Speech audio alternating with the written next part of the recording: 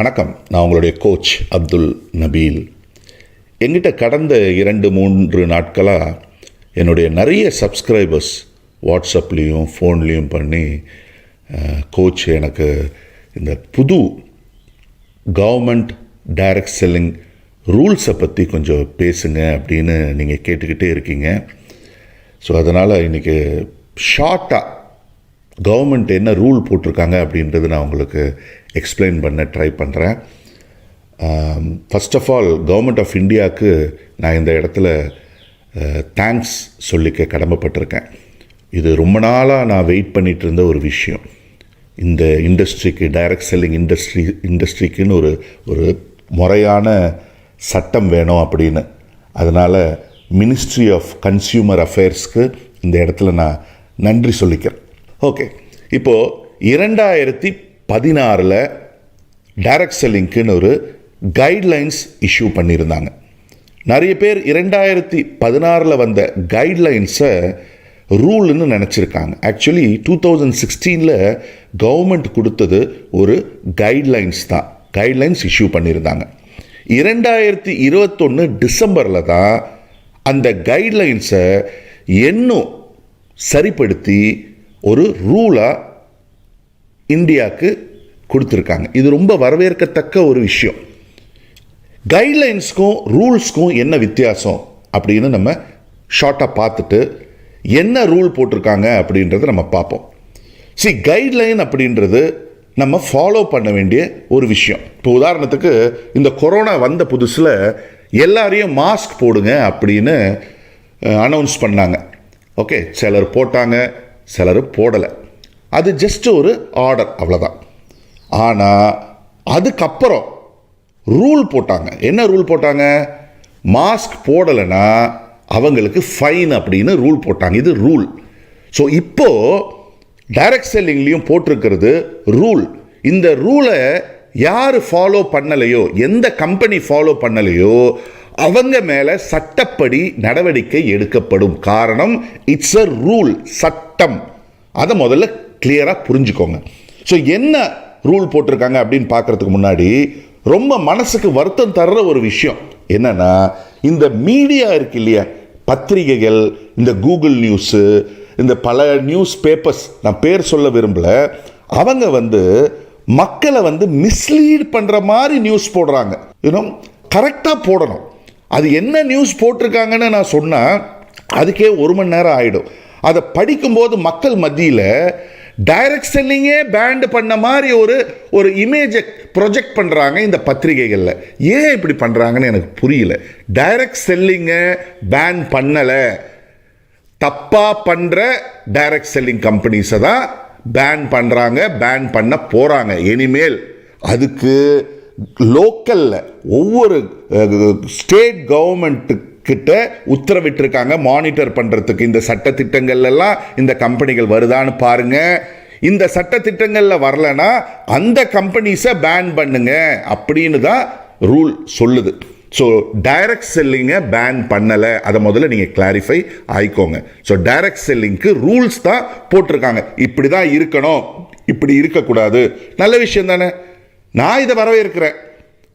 முறையாக பண்ணணும்னு நினைக்கிறவங்க எல்லாருமே வரவேற்பாங்க. தப்பு பண்ணணும்னு நினைக்கிறவங்க இனிமேல் இருக்க மாட்டாங்க. ஓகே, என்ன ரூல் போட்டிருக்காங்க? நம்பர் 1, ஜாயினிங் ஃபீஸ் இருக்கக்கூடாது.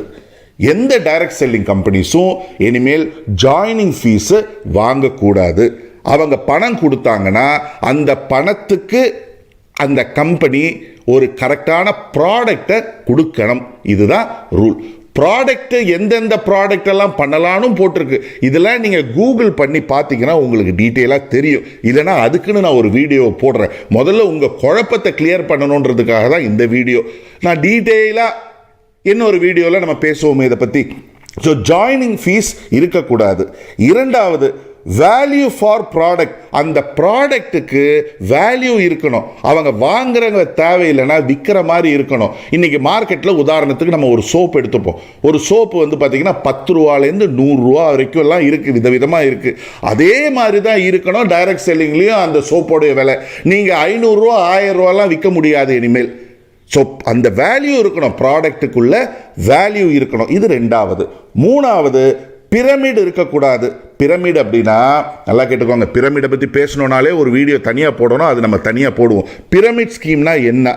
பிரமிட் ஸ்கீம்ன்றது கம்பல்சரி, அதாவது பிரமிட் மட்டும் இல்லை, pyramid and money circulation scheme is completely banned. இன்னைக்கு வருத்தத்துக்குரிய விஷயம், 30-40% கம்பெனிஸ் டைரக்ட் செல்லிங்கிற பேரில் pyramid and money circulation schemes தான் பண்ணிட்டு இருக்காங்க.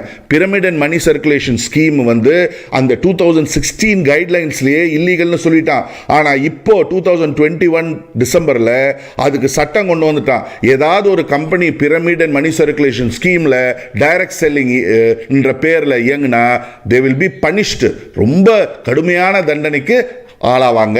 So pyramid and money circulation அப்படின்னா என்னன்னு கேளுங்க. அதாவது பிரமிட்ன்றது எல்லாமே பிரமிட் தாங்க. என்ன பொறுத்த வரைக்கும் குட் பிரமிட், பேட் பிரமிட் தான். இப்போ ஒரு கீழேருந்து மேலே தான் எல்லாமே போகுது.